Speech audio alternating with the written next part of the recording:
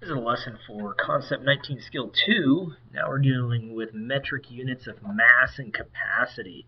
And so when we see, well, last skill number 1 was metric units of length, and we had the meter as the base unit. So now when we're dealing with mass, we're going to end up having the gram. And when we're dealing with capacity, we have the liter. And so we're going to be using those two as our base units now. So remember, we had this chart. When we're converting between units of measure, we could either memorize some tables like I have down here. 1 kilogram equals 1,000 grams. Or a kilogram to 1 gram would be a thousandth of a kilogram is a gram. We can either do that, or we could end up using that stair step I talked about before. So the stair step works this way again.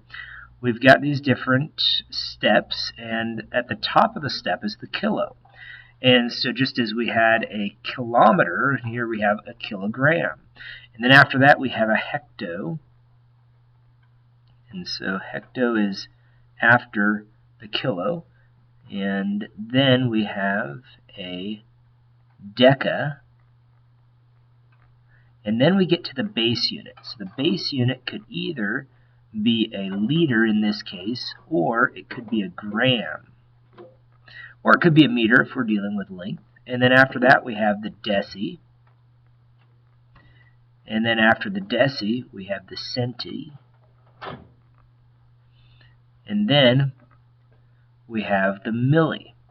And so if we can remember this chart, remember this in order, kilo, hecto, deca, and then we have the base unit, deci, centi, milli, then we can kind of memorize what's going on. So if you remember a stair step like that, you start at the top, kilo, because kilo is the biggest, milli is the smallest, down at the bottom.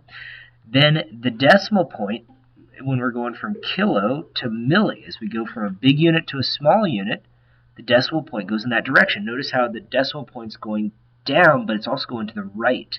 So the decimal goes right. And then as we were at the small units, like the milli or the centi or the deci, and we go up to the big units, like the kilo, hecto, or deca, or even the base unit, then that decimal point goes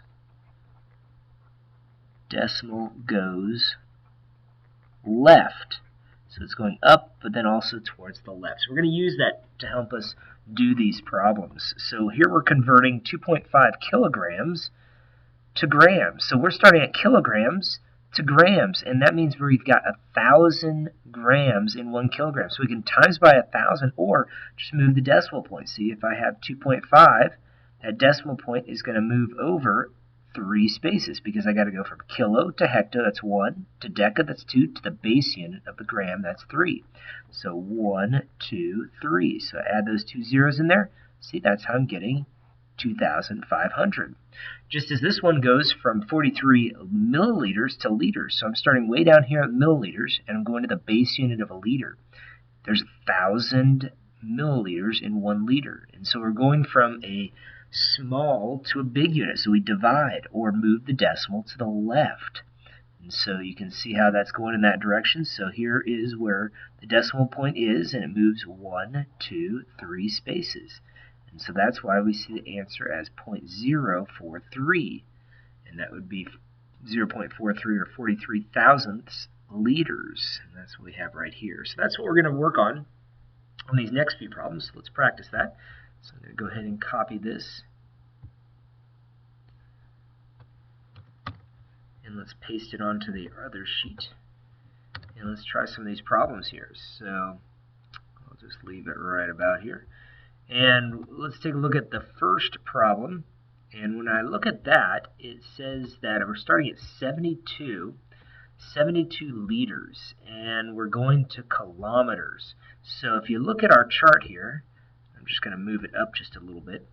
If I look at this chart, I'm starting at liters. So I'm at the base unit, and I'm going 2 kilometers. And so I'm going from a small to a big unit. So that moves the decimal to the left. So am I multiplying or dividing? Well, I'm going from small to big, so that means I divide. I get smaller. And what number do I divide by? Well, from liters to kilometers, it is 1,000. And what would that number be? Well, let's start with 0.72. or I'm sorry, 72 decimal points just to the right of that. And then I'm going to the left 1, 2, 3 spaces. And that's what it says here. So liters to kiloliters, that'd be 1, 2, 3 spaces. And so that's why the answer is 0.072 kiloliters. So we're going to use that same concept on these next few problems. If I'm going from milliliters to liters, I'm going from a small to a big. And so I'm at 3,950, the decimal points at the end of the number. From small to big, I'm doing the same thing. So I'm going 1, 2, 3 to the left. And so that's what I do here, 1, 2, 3. So that makes 3.950 liters. Looking at number 3 here, from 5.1 kilograms to grams. So now I'm going from a big to a base unit, from big to small. So that means I move the decimal to the right. That's what it says. And so 1, 2, 3 spaces is how many spaces I'm going to move it. 1, 2, 3. And so that's going to add a couple zeros there. So 5,100 grams is in 5.1 kilograms. So here I'm at 22,000 liters, decimal point at the end of the number.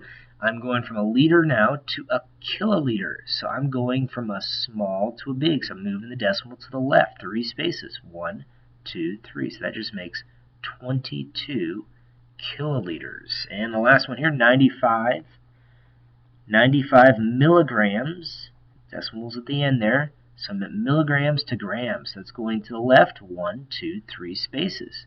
So again, 1, 2, 3. So I'm adding that 0 as the placeholder. And so it's 95 thousandths of a gram. So those are the types of problems you're going to see on that skill. Good luck.